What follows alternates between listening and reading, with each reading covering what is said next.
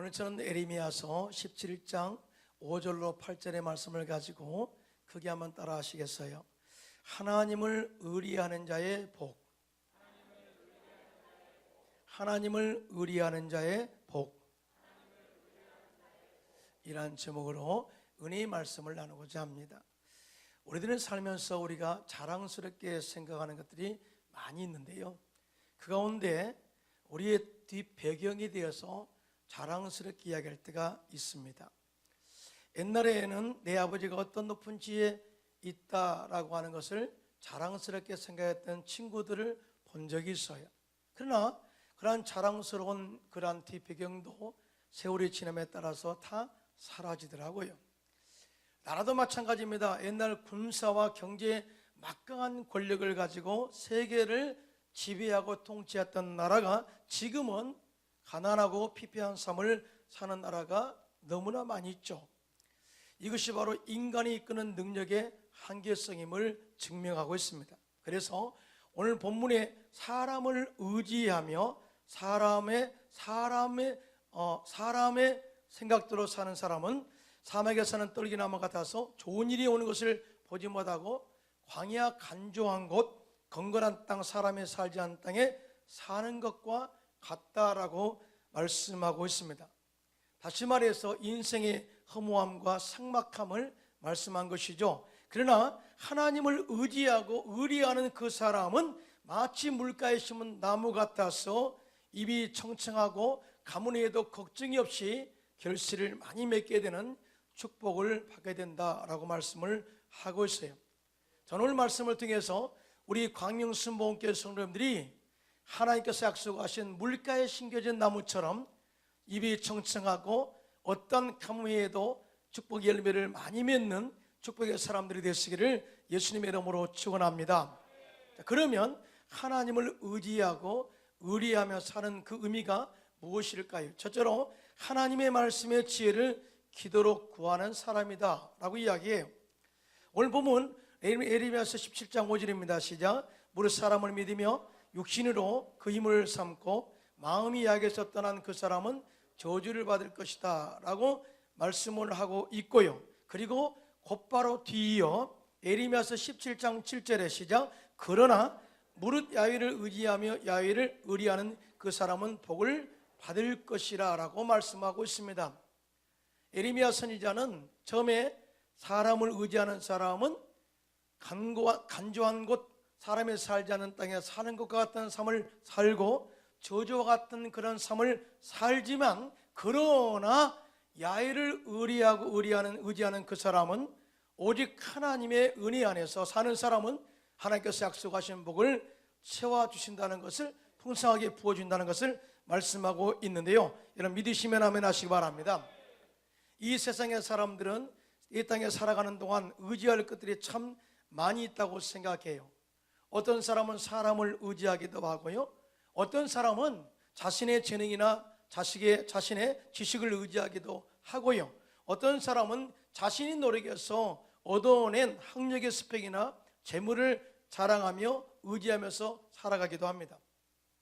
어떤 사람은 한 수를 더 떠서 앞으로 나에게 도움을 줄 수 있다고 생각하는 정치인이나 높은 지혜 있는 사람들과 연주를 만들어 놓고 자신의 사회적 관계 능력을 과시하기도 합니다. 그러나 이러한 인간의 도움은 절대 영원할 수가 없다는 것이에요.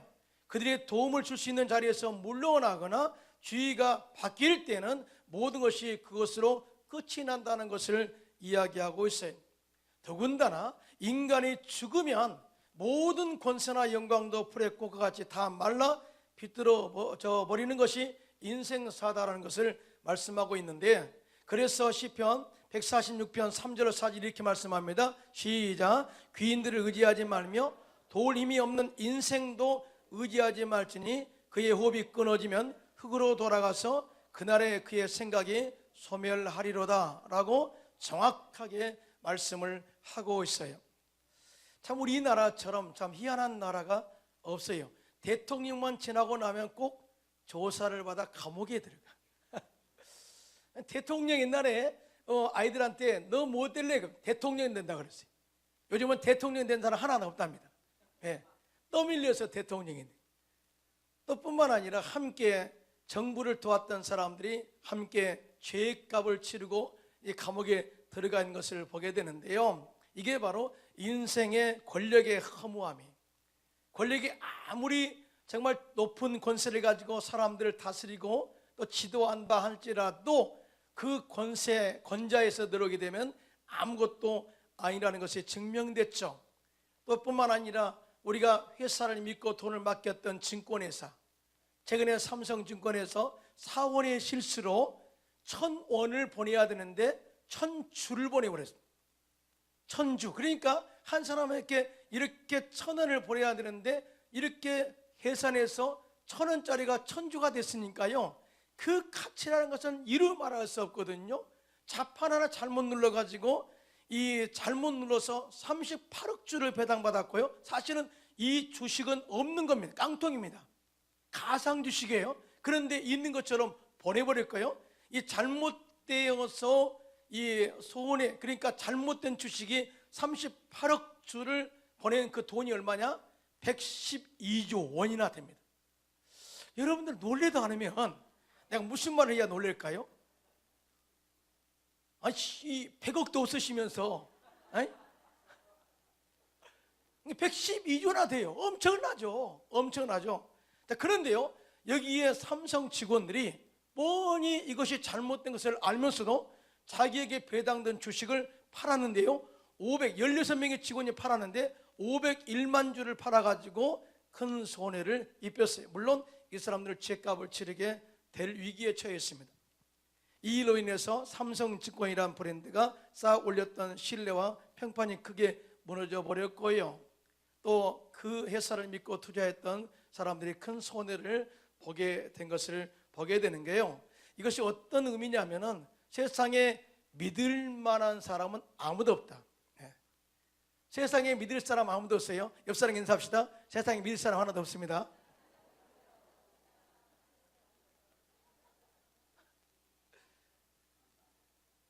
자, 그래서 이사야서 4장 7절로 8절입니다. 시작. 푸른 마르고 꽃이 시듬은 야외의 기운이 그 위에 불미라. 이 백성은 실로 풀이로다. 푸른 마르고 꽃은 시드나 우리 하나님의 말씀은 영원히 서리라 하라. 할렐루야. 그러므로 우리가 세상에 모든 믿었던 사람들 절대 의지하지 말고, 믿었다가 손해보고 그럴지 몰랐다 생각하고 절대 상처받지 말고 영원히 존재한 하나님의 말씀, 약속의 말씀을 믿고 그에게 하나님의 지혜를 구하는 저와 여러분 되시기를 예수님의 이름으로 축원합니다. 자, 하나님의 지혜 말씀을 구하고 듣기 위해서는 먼저 육신의 생각이나 아집과 자기 주장을 하나님 앞에 철저하게 내려놓아야 합니다.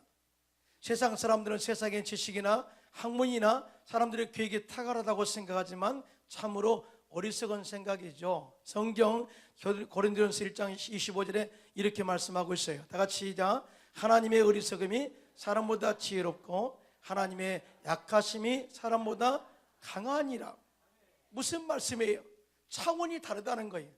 하나님은 창조주시고 우리는 피조물이고, 창조주 하나님의 생각은 우리 피조된 인간의 생각과 차원이 다르다. 더 나아가 하나님의 지혜는 사람이 말하는 지혜와는 전혀 격이 다른 것이다. 절대 세상의 지혜로 하나님의 지혜를 이해할 수 없다. 그러므로 우리는 영적인 그런 은혜를 깨닫기 위해서는 모든 것을 내려놓고 하나님께 구하여 하나님의 지혜를 구하라, 이렇게 말씀하고 있는 거예요. 여러분 잘 되기를 원하십니까? 다 크게 한번 아멘 합시다. 형통하기를 원하십니까? 여러분 특별히 다윗이요, 하나님께 은혜를 많이 받고요, 사실은 하나님께서 다윗을 친구처럼 지내고요, 어려울 때마다 건져주셨고 그 다음에 힘을 주셔서 정말 그 통치 기간 동안에 엄청난 이 나라를 회복시키셨어요. 다윗이 통치하는 시대가 최고의 시대였어요. 최고의 시대. 그런데 다윗을 하나님이 그렇게 높이시고 하나님이 도우시고 그를 형통케 한 이유가 있어요. 그게 뭐냐면은 다윗은 어떤 일을 하기 전에 먼저 무릎 꿇고 기도하는 영적인 사람이었어요. 예, 크게 아멘 합시다. 사울이 교만해서 하나님 말씀을 거역하자 하나님의 영이 사울을 떠나게 됩니다. 그러니까 아무리 싸워도 사실은 승리가 없는 거예요. 사울이 그의 통치 기간이 40년이거든요. 40년 동안에 하나님이 함께 있을 때는 엄청난 부와 엄청난 승리를 가져왔거든요. 그런데 하나님이 떠나니까 아무것도 아니에요. 그래서 블레셋과의 싸움에서 대참패를 당하고 그곳에서 죽습니다. 그리고 그의 아들, 아주 훌륭한 아들 요나단도 죽게 되죠. 다윗이 그 소식을 들었을 때 슬피 울었어요. 훌륭한 두 용사가 엎드러졌도다, 두 용사를 잃었도다, 그러면서 슬피 울고 금식하며 하루 종일 기도했어요. 자, 이 정도 되면 다윗이 생각할 때 나를 하나님께서 기름 부어 세웠기 때문에, 사무엘 선지자가 나를 기름 부어 세웠기 때문에 이제 그 왕자의 자리는 나의 것이야 라고 바로 올라갈 수도 있겠지만, 왕궁으로 쳐들어갈 수도 있겠지만, 그러지 않고 다윗은 먼저 하나님께 기도해서 자신의 거취 문제를 의논하고 의뢰합니다. 사무엘하 2장 1절입니다. 시작. 그의 다윗이 야훼께 여쭈어 아뢰되 내가 유다 한 성읍으로 올라가리이까? 야훼께서 이르시되 올라가라. 다윗이 아뢰되 어디로 가리이까? 이르시되 헤브론으로 갈지니라. 아멘. 그래서 다윗이 그의 아내와 자식들과 또 자기와 함께한 추종자들과 그들의 가족들을 다 데리고 헤브론으로 올라가서 각 성읍에 살게 합니다. 그런데 놀랍게도 그곳 유다 사람들이 다윗을 추종하게 되었고요, 다윗에게 기름 부어 유다 족속의 왕으로 먼저 세움을 받게 됩니다. 그러니까 다윗의 통치의 시작은 헤브론에서부터 시작됐습니다. 왜냐하면 아직도 다윗은 이스라엘 전 백성들의 추종을 받지 못했어요. 왜냐하면 사울이 있었기 때문에. 그래서 하나님께서는 순차를 거쳐서 먼저 소그룹으로부터 인정받게 하고, 그 다음에 또 대그룹 모든 민족으로부터 왕으로서의 인정을 하게 만드는 것을 보게 됩니다.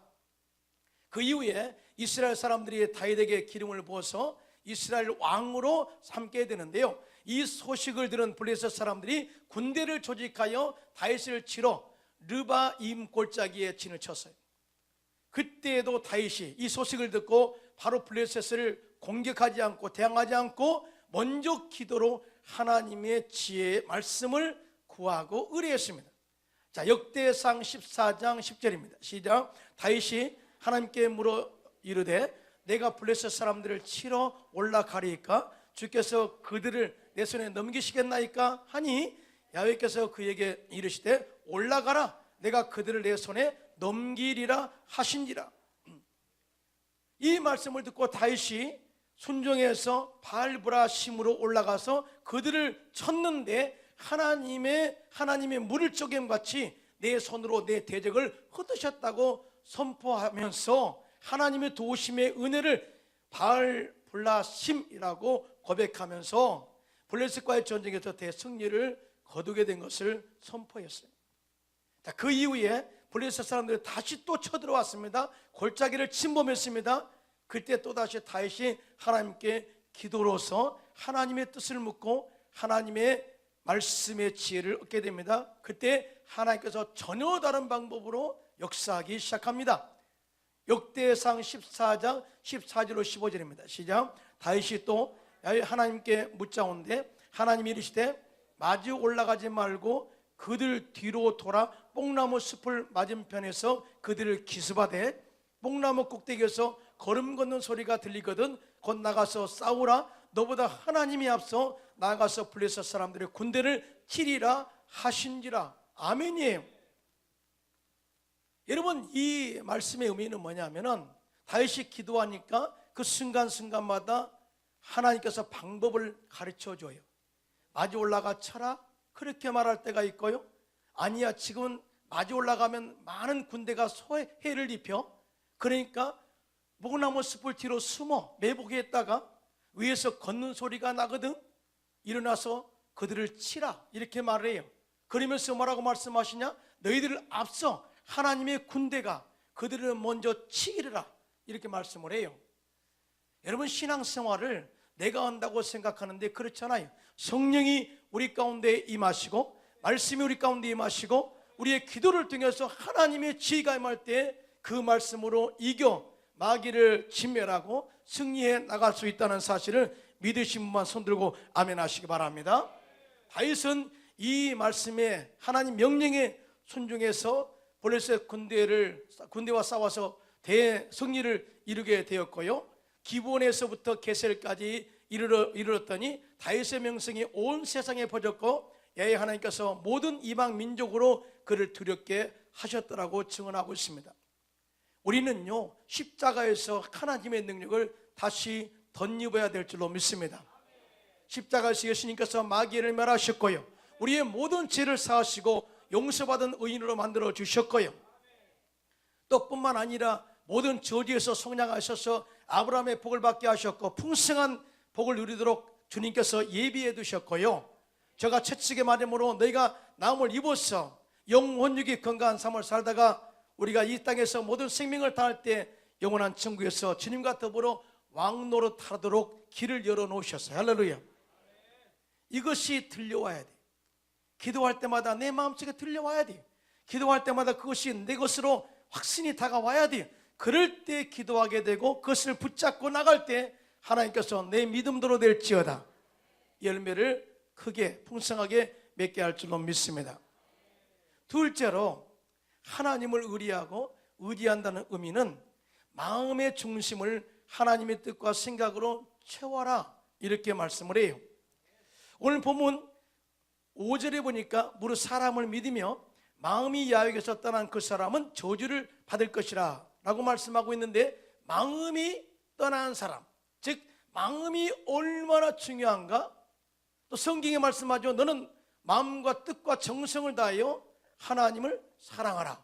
마음이 빠진 적이 없거든요. 그러면서 오늘 본문 말씀에 이어 예레미야서 17장 9절로 10절에 다 같이 시작. 만물보다 거짓되고 심히 부패한 것은 마음이라 누가 능히 이를 알리오마는 나 야훼는 심장을 살피며 폐부를 시험하고 각각 그의 행위와 그의 형실대로 보응하나니 라고 말씀하고 있어. 왜요? 왜 마음이 중요하냐? 마음에 있는 것이 밖으로 나와요. 마음에 있는 것이 밖으로 표출되는 게 말이고, 마음에 있는 것이 밖으로 나타나는 것이 행동입니다. 그래서 마음의 중심이 하나님의 생각과 하나님의 비전으로 가득 채워지면, 하나님 말씀으로 가득 채워지면 하나님의 말씀에 지배를 받고 행동이 말씀에 따라 행동하게 되어 있다는 사실을 믿으신 분만 손들고 아멘 하시기 바랍니다. 환경이 문제가 아니라는 거예요. 어려움의 고난이 문제가 아니라는 거예요. 사실은 예레미야는 눈물의 선지자예요. 눈물의 선지자라는 것은 백성들이 죄 가운데 있는 것을 눈물을 흘리면서 용서해달라고, 또 뿐만 아니라 회개해달라고 간절히 기도했던 사람 중 아주 훌륭한 선지자였어요.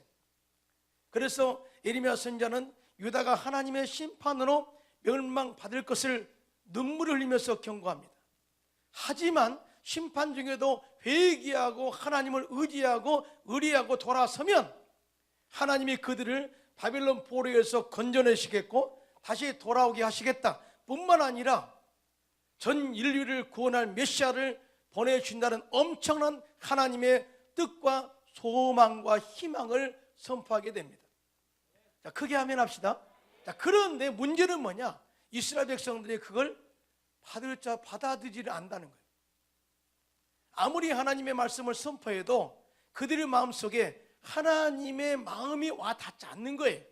왜냐하면 여전히 그들은 바벨론 포로 생활 가운데 있고 미래가 보이지 않았습니다. 하나님은 우리를 예루살렘으로 돌아가게 하신다고, 무너진 성벽을 재건하게 하신다고, 아니요, 현실이 이런데 어떻게 이런 일이 일어날 수가 있단 말인가 하고 모든 삶을 자포자기하게 하고 포기하는 삶을 살았어요. 다시 말해서 희망이 없는 삶을 살았어요. 더더욱 슬픈 것은 그들 스스로의 능력으로 이 포로 생활 가운데 그들을 구원할 힘이 없다는 게 더 원망스러웠던 것이죠. 그래서 절망하고 침륜에 빠지고 있었어요. 그때 하나님께서 예레미야 선지자를 통해서 다음과 같이 하나님의 비전과 생각을 선포합니다. 우리 에레미야서 29장 11절 함께 합독합니다. 시작. 야훼의 말씀이니라. 너희를 향한 나의 생각을 내가 아나니 평안이요 재앙이 아니니라. 너에게 미래와 희망을 주는 것이니라. 아멘. 사랑하는 성도 여러분, 살다 보면 많은 어려움이 있을 때가 있어요. 어떻게 보면 사업의 어려움으로 미래가 보이지 않을 때도 있을 것입니다. 그럴 때 절대 환경 바라보지 마시고, 절대 믿음이 무너지지 마시고, 이럴 때 우리의 시선을 돌려 하나님의 말씀에 집중하시기를 바랍니다. 그리고 하나님의 말씀이 무엇인가를 내 마음에 가득 채워서 그 말씀의 지배에 받아 순종하시기를 예수님의 이름으로 축원합니다. 마음을 이야기할 때 여호수아와 칼렙을 이야기하지 않을 수가 없죠. 가나안 땅을 정탐하고 돌아온 12명의 정탐꾼들 가운데 여호수아와 칼렙을 제외한 10명의 정탐꾼들이 하나님께서 그들에게 주시겠다고 한 적과 구는 가나안 땅에 대하여 악평함에 이릅니다. 말합니다. 그곳에는 네피림 후손인 아낙 자손이 있어서 절대로 그 땅을 차지할 수 없다라고 부정적으로 보고를 하게 돼요. 그러자 백성들이 이 보고로 인해서 밤새 울고 또 모세와 하나님을 원망하게 되었다. 이런 말이 부정적인 것은 아주 급하게 전염되거든요. 여러분, 우리의 입술에서 부정적인 것을 뽑아내시기를 예수님의 이름으로 축원합니다. 제가 이런 말을 한 적이 있죠. 입술에 저주를 달고 축복을 기대할 수 없다. 항상 입만 열면 부정적으로 말하고 하나님 복을 위해서 기도한다고요? 절대 입술에 우리의 마음에서 쓴물과 단물을 낼 수 없어요. 입술에서 찬양과 저주를 낼 수 없는 거예요. 여러분, 입술로 축복을 선포하시기를 바랍니다. 입술로 말씀을 선포하시기 바랍니다. 자, 하나님의 약속을 무시하고 안 된다라고 그들이 부정적으로 이야기하니까 백성들이 함께 동참하게 되죠. 그러나 함께 갔던 사람들 중 여호수아와 칼렙은 하나님이 함께 하시면 그들은 우리의 먹이가 될 것이다. 그러므로 모두 일어나서 올라가 그들을 치자. 이렇게 말할 때 백성들이 일제히 일어나서 여호수아와 칼렙을 돌로 치려 했습니다. 이걸 보셨던 하나님이 얼마나 황당하셨겠어요. 그래서 곧바로 회막에 나타나서 그들 가운데 다음과 같이 말씀하십니다. 그들이 광야에서 내 영광과 애굽과 광야에서 행한 내 이적을 보고서도 이같이 10번이나 나를 시험하고 내 목소리를 청종하지 아니한 그 사람들은 내가 그들의 조상들에게 맹세한 땅을 결단코 보지 못할 것이요 또 나를 멸시하는 사람은 한 사람도 그것을 보지 못하리라 말씀하시고, 민수기 14장 24절에 다 같이 시작. 그러나 내 종 갈렙은 그 마음이 그들과 달라서 나를 온전히 따랐은즉 그가 갔던 땅으로 내가 그를 인도하여 드리리니 그의 자손이 그 땅을 차지하리라. 아멘. 결국은 10명의 정탐꾼과 여호수아와 갈렙의 그러한 이 보고의 출처가 어딘가를 이야기했어요. 그 출처가 이라고요? 마음이라. 마음. 여호수아와 갈렙은 하나님의 꿈으로 가득 채웠다. 내가 너에게 주라 맹세한 땅에 들어가게 될 것이야. 그것을 가슴에 품고 믿음으로 선포했다. 환경은 안 된다고 하지만 우리는 믿습니다 하는 믿음으로 그렇게 선포했더니 하나님이 그 땅을 차지하도록 들이셨다. 자기만 들어간 것이 아니라 그 자손이 복을 받게 되었다라고 하는 메시지를 주고 있습니다. 이러한 축복이 저와 여러분에게도 넘쳐나기를 예수님의 이름으로 축원합니다. 마음이 중요해요. 마음이 중요해요. 마음이 예수를 때 은혜로 가득 채우시기 바랍니다. 십자가의 능력으로 채우시기 바랍니다. 예수님께서 마귀를 멸하신 능력으로 채우시기 바랍니다. 저주를 끊으시고 아브라함의 복을 주신 하나님의 은혜로 가득 채우시기 바랍니다. 제가 채찍의 맞음으로 너가 나음을 입은 그 치유의 하나님을 마음에 가득 채우시기를 예수님의 이름으로 부탁드립니다. 그래서 너희 안에 그리스도 예수의 마음을 품으라고 말씀한 이유가 바로 여기에 있는 거예요. 잠언서 4장 23절입니다. 시작. 모든 지키려 하는 것 중에 더욱 내 마음을 지키라. 생명의 근원이 이에서 남이니라 그랬어요. 그러므로 어떤 환경에 어려움이 있다 할지라도 우리들의 마음을 하나님의 비전과 말씀과 생각으로 가득 채워서 하나님께서 약속하신 그 축복들을 받아 누리시기를 예수님의 이름으로 축원합니다. 자, 결론입니다. 세 번째, 하나님을 의지함으로 따라오는 축복은 형통으로 열매를 맺는다, 이렇게 말씀을 하고 있는데요. 오늘 본문 에레미야서 17장 8절이에요. 시작. 그는 물가에 심어진 나무가 그 뿌리를 강변에 뻗치고 더위가 올지라도 두려워하지 아니하며 그 입이 청청하며 가뭄 해에도 걱정이 없고 결실이 그치지 아니함 같으리라 말씀을 해요. 여러분, 세상의 물과 예수님께서 주신 물은 달라요. 세상의 물은 많이 마시면 또 그 시간이 지나면 또 목이 말라요. 그러나 예수님께서 주신 생수는 마시면 영원히 목마르지 않게 됩니다. 할렐루야. 다시 말해서 믿음이라는 것은, 믿음의 뿌리가 십자가의 은혜의 토양과 말씀의 강가에, 생수의 강가에 깊이 뿌리 내려서 영적인 수분과 영양분을 공급받는 것과 똑같은 거예요. 여러분, 주일날 와가지고 말씀 듣는 것이 아무것도 아닌 것처럼 보이지만 이 말씀이 영양분이 되고 또 능력이 되고 생수가 되어서 죽은 우리의 영을 살리고 우리 가정을 살리고 우리의 사업을 축복으로 만들어 간다는 사실 믿으시는 분만 손들고 아멘 하시기 바랍니다. 환경이 문제가 아니라 영양분을 받는 곳이 어딘가가 중요하다는 거죠. 그래서 요한복음 15장 7절로 8절입니다. 시작.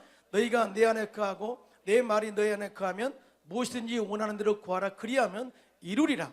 너희가 열매를 많이 맺으면 내 아버지께서 영광을 받으실 것이요 너희는 내 제자가 되리라. 이렇게 말씀을 했습니다. 이렇게 영적인 건강에 충만해서 또 하나님 말씀을 받고 우리가 영적으로 건강하면 어떠한 환경에서도 입이 청청해요. 또 뿐만 아니라 어떠한 가뭄에서도 열매가 끊이지 않고 계속해서 맺는 축복을 주시겠다고 약속을 하고 있습니다. 할렐루야. 오늘은 저에게 하나님 여러분들은 너무나 사랑하셔서 이 축복의 말씀을 선포하게 하셨어요. 그런데 얼마나 제가 기쁜지 몰라요. 자, 그런데 아직도 이해가 되지 않은 분도 있을 거예요. 그러면 나는 어디를 향하고 있는가? 궁금해요?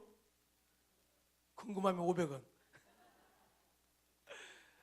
참 이 부분을 나한테 질문할 수도 있을 거예요. 그러나 여러분 스스로 한번 생각해 보세요. 만약에 어려움이 다가왔다, 힘들다, 그럴 때 제일 먼저 누구를 생각하나요? 하나님이라고 이야기하셨어요. 따봉. 그게 맞는 거예요. 그게 맞는 거예요. 제일 힘들 때, 정말 어려울 때, 사업이 너무나 공경해졌을 때 이것을 도와줄 사람 생각하면 그 사람은 마음이 사람을 의지하는 사람이고, 이럴 때 이 문제는 하나님밖에 못 풀어 라고 그것을 생각하면서 하나님께 기도하는 사람은 그 마음이 하나님께 있고 하나님께 의지하고 의리하는 사람이에요. 여러분 믿으시면 하면 아주 간단한 원리예요. 그래서 우리 광명순복음교회 성도님들은 이제부터 절대적으로 도울 힘이 없는 인생을 의지하지 말고, 세상의 권력, 명예에 의지하지 말고, 우리 죽으면 다 없어질 그러한 재물의 영광 의지하지 말고 영원히 존재하고 우리의 생사를 주관하시는 하나님 의지하고 말씀의 지혜를 구하고 또 그 말씀에 순종해서 행함으로 말미암아 약속된 이 풍성한 열매의 축복을 받아 누리는 저와 여러분 되시기를 예수님의 이름으로 축원합니다.